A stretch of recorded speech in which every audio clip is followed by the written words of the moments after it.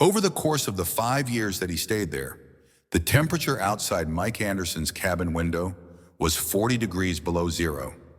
He had never witnessed the temperature drop so low in this isolated area of Alaska, and the impending storm system wasn't. It was just another cold obstacle that caused even the most seasoned wilderness inhabitants to doubt there.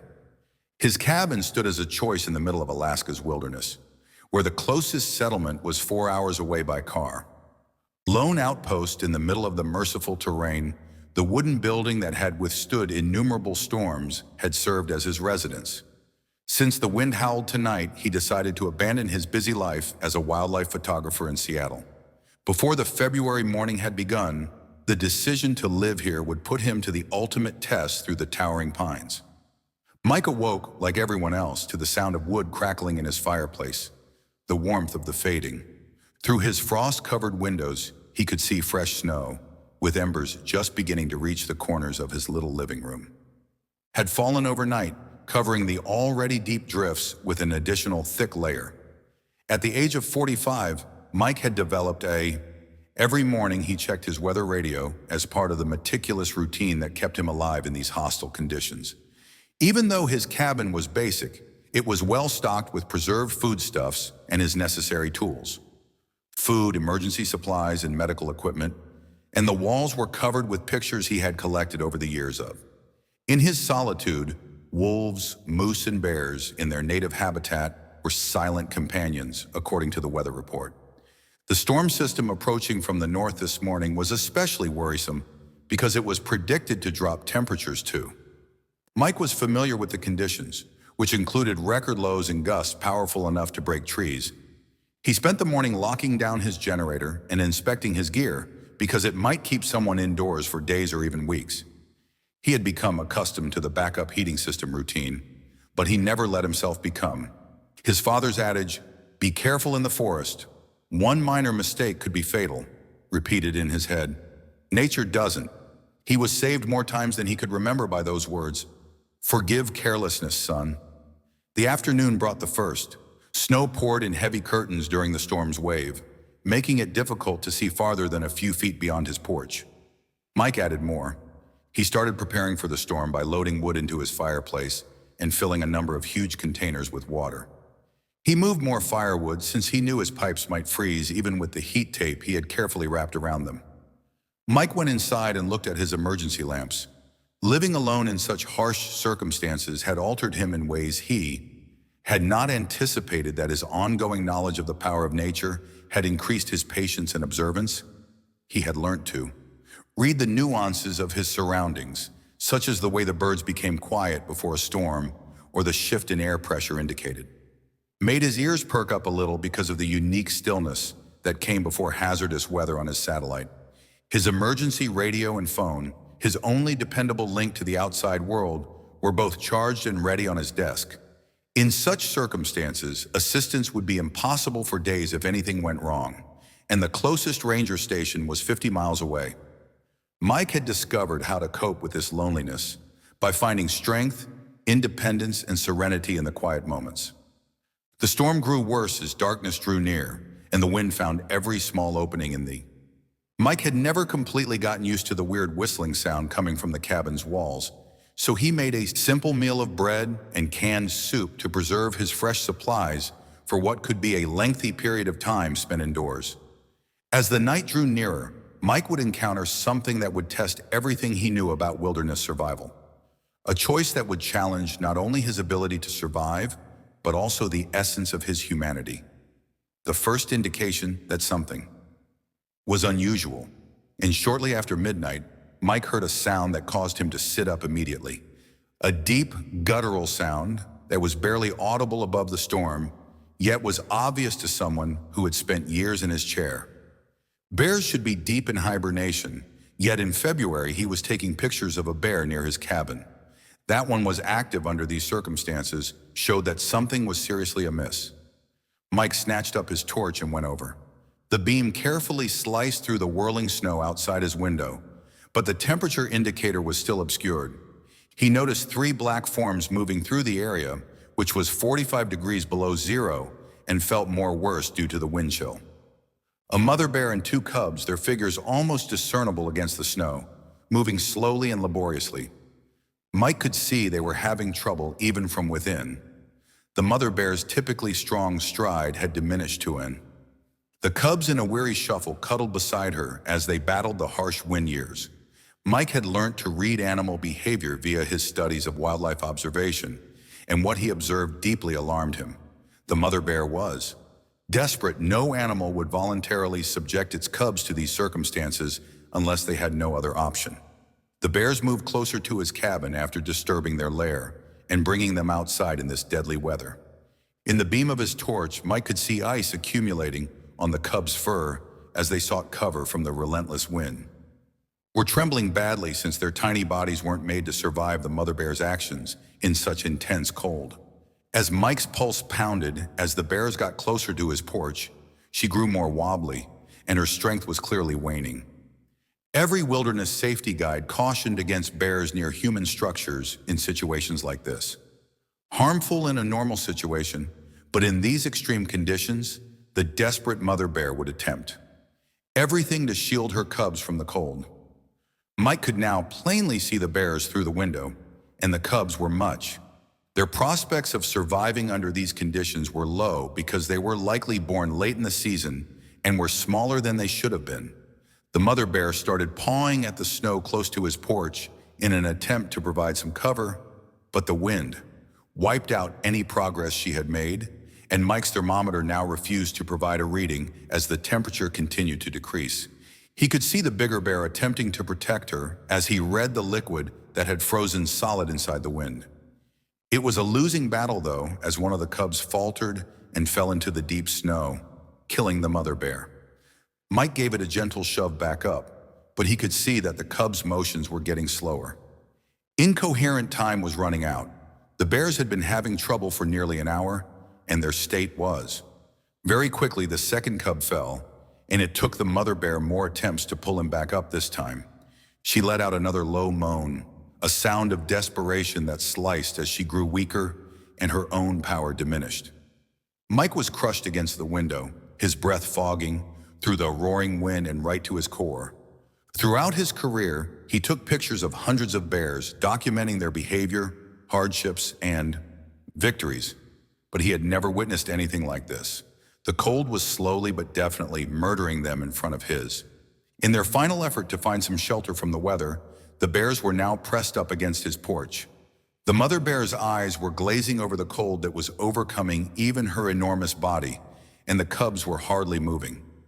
Mike could feel their shivers less frequently under the beam of his torch, which is a warning sign of hypothermia. His palm rested on the doorknob of his cabin, holding all the knowledge he had about wilderness safety and all the rules he had adhered to for. Years advised him to remain indoors, but as he observed the bear family on his porch gradually freezing to death, a voice within him became louder, asking how important survival rules were in comparison to death. Creatures in need of assistance. The cubs were curled up against their mother. The bears were barely moving at all, and had stood between them in the wind, and as her eyes met Mikey's through the window, he saw.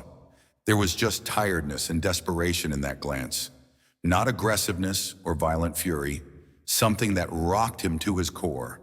And Mike stood as time seemed to freeze along with the outer world due to something that resembled resignation. Every survival instinct told him to stay inside while he had his hand on the door handle, since he had witnessed how desperate. Even in her weaker state, the mother bear could kill him if they have documented their strength and ferocity. The wind brutally battered his cabin, and the bears had the ability to swipe him once if she thought he posed a threat to her cubs. Mike stopped shaking and realized that the cubs were going into the finals because he knew enough about hypothermia. Stages of freezing to death, their tiny bodies surrendering to the cold that the mother bear's respiration had. His emergency radio has gotten shallow, her enormous body hardly rising and falling in the expanding snow mountain. According to an updated forecast prediction, conditions were predicted to persist for at least another 12 hours during the storm.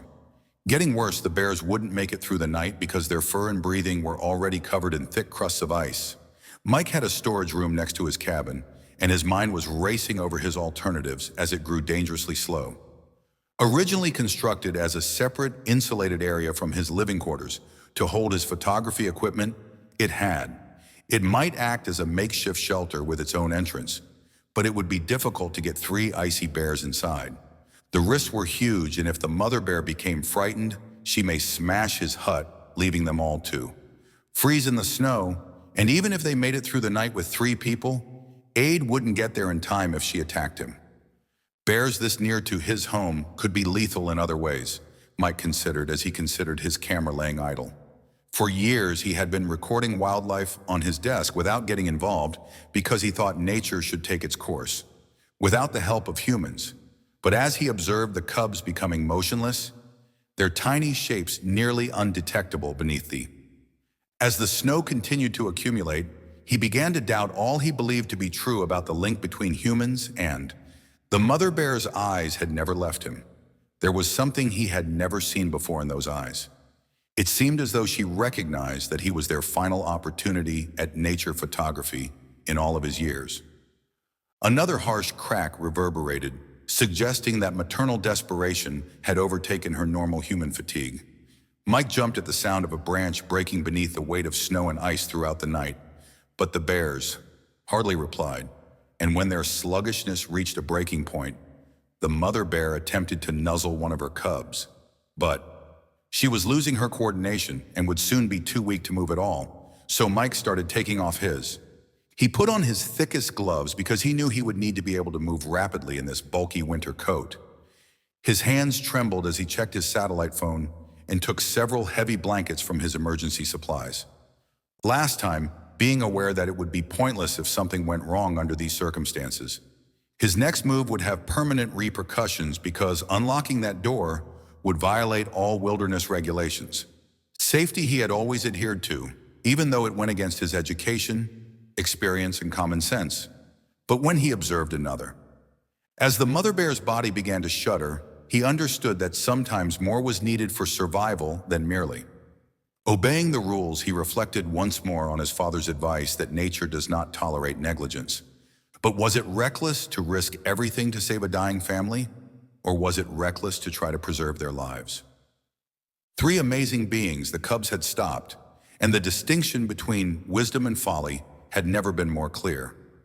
Moving completely now, the mother bear's eyes were the only indication that they were still alive, as was the small rise and fall of their chest. As she started to shut her enormous body and sag gently into the snow, the cold was triumphing over her. Amazing strength, Mike realized that it would be too late to do anything at all in a few more minutes. Taking a deep breath, he started his last preparations by turning on all of his heating units to provide as much warmth as possible. In order to have rapid access to the blankets in the storage room, he placed them next to the door.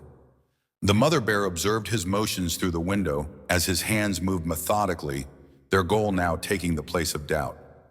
Her eyes followed him while he worked, and there was a sense of comprehension and intelligence in them, of awareness that went beyond the customary boundaries between people and wildlife.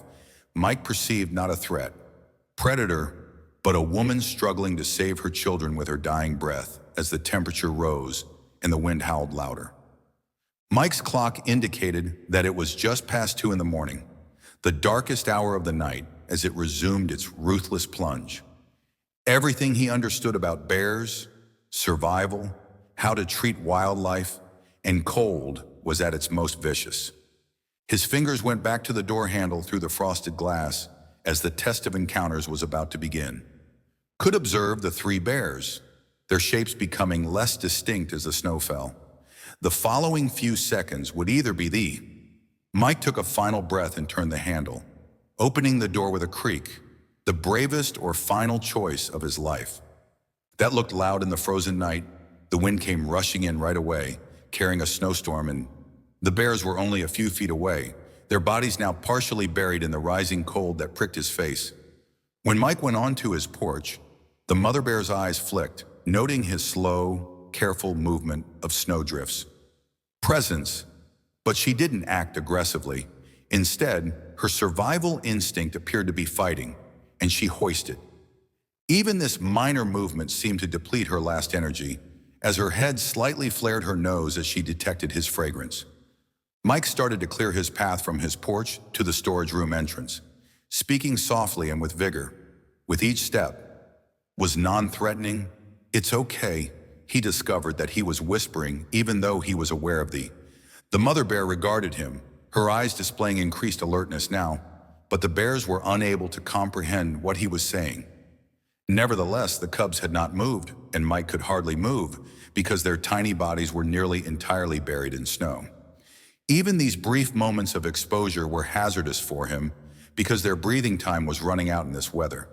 He had to take action immediately or give up on the endeavor completely with trembling hands. Mike, even if he was wearing protective gear.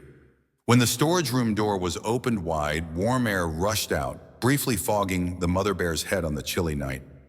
She moved more than she had in the previous hour, lifting her nose higher when she felt the heat. Mike's heart raced as he took the riskiest possible step, getting closer to the bear's blankets. Mother Bear's eyes followed his movements, but the cold and fatigue seemed to have weakened her natural protective instincts. He gently threw one of the blankets over the cubs when he was a few steps away.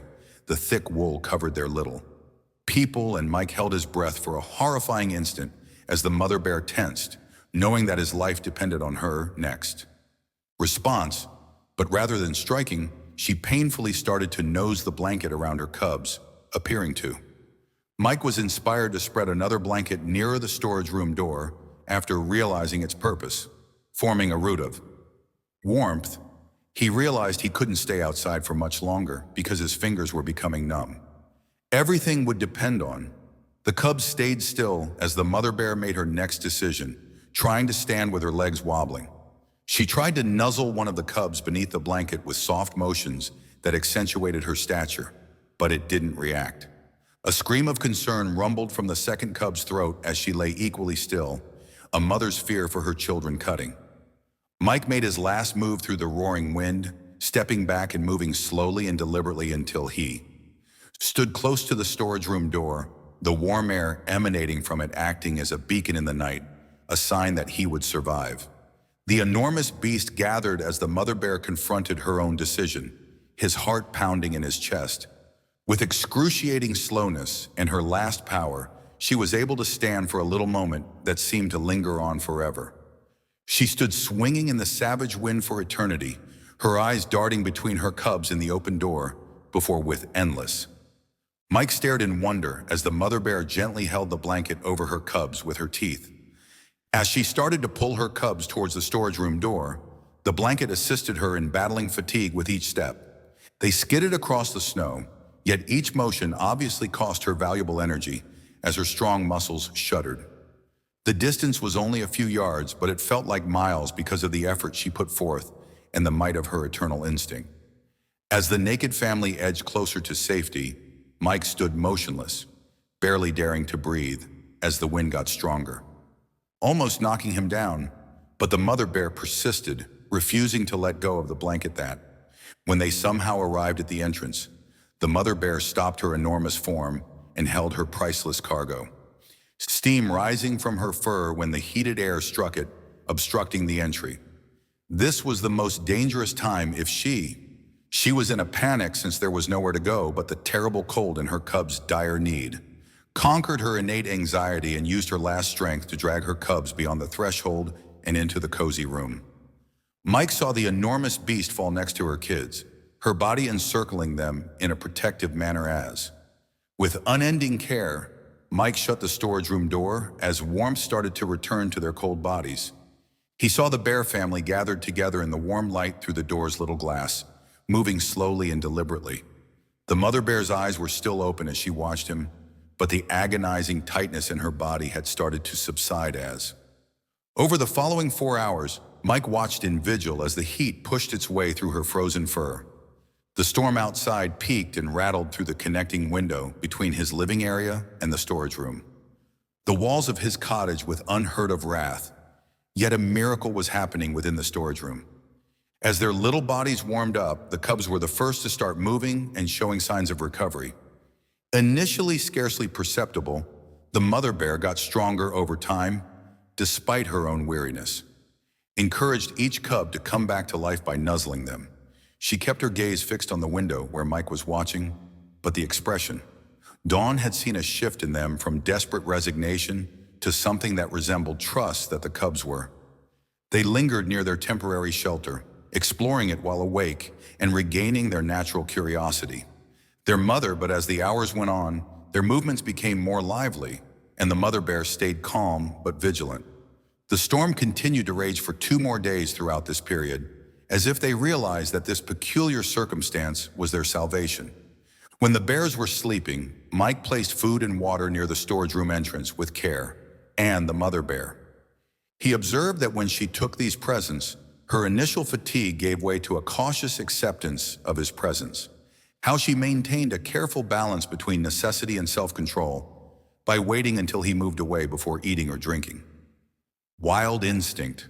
When the storm finally broke on the morning of the 3rd day, the outside world changed into a beautiful terrain of snow and ice.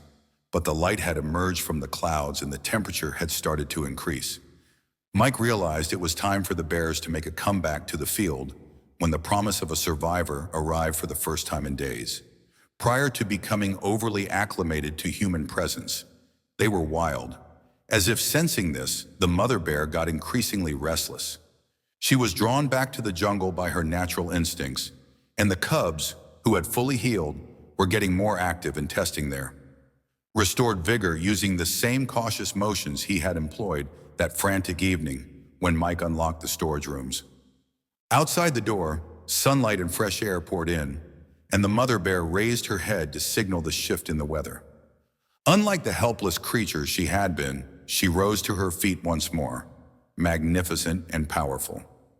The cubs followed their mother's example 3 nights ago, and today their little bodies move with the vitality of young, healthy creatures.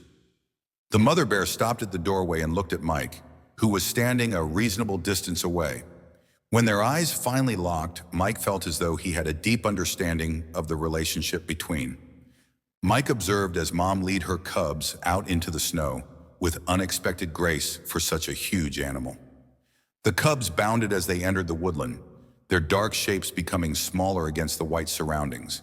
As young animals followed their mother, their near-death experience was already forgotten in the snow. Slowly, just before they vanished into the trees, her strong figure silhouetted against the rising sun. The mother bear paused and gave one last glance before standing there for a considerable amount of time, her presence compelling even. Far away, after which she turned and disappeared with her cubs into the forest, leaving behind only footprints in the snow. Proof of their remarkable meeting, Mike remained at his window for a long time after they had left, thinking about the experience. He had disregarded all wilderness safety regulations and put his life in danger based on an impulse he wasn't yet able to completely describe. He knew he would, as he watched the sun rise over the changed scenery, repeat the same decision throughout the years. That came after he occasionally saw bears in the background and questioned whether they were the same family that he had provided refuge to. Very terrible evening, but he didn't try to approach them or snap a photo of them. He discovered that his memories were superior, kept in the heart as opposed to using his choice to open the camera lens. That door had shown him that occasionally. It took more than just remaining to survive. Being alive occasionally required us to recall a common bond with all life things, even in the most severe of conditions. Of this incredible tale of survival and compassion impacted your heart. Be careful not to lose out on additional amazing wildlife experiences and stories of generosity and people. Sign up for by clicking the button below. You can channel now and become a part of our expanding natural community. Fans activate alerts to get notifications about fresh content that highlight the remarkable relationships each week between people and wildlife. We provide you with genuine, endearing stories that remind us of our common connection with the natural world. Keep in mind that your subscription benefits us. Keep sharing these incredible tales. Click subscribe now to become a portion of our voyage investigating the most heartwarming exchanges between people and animals.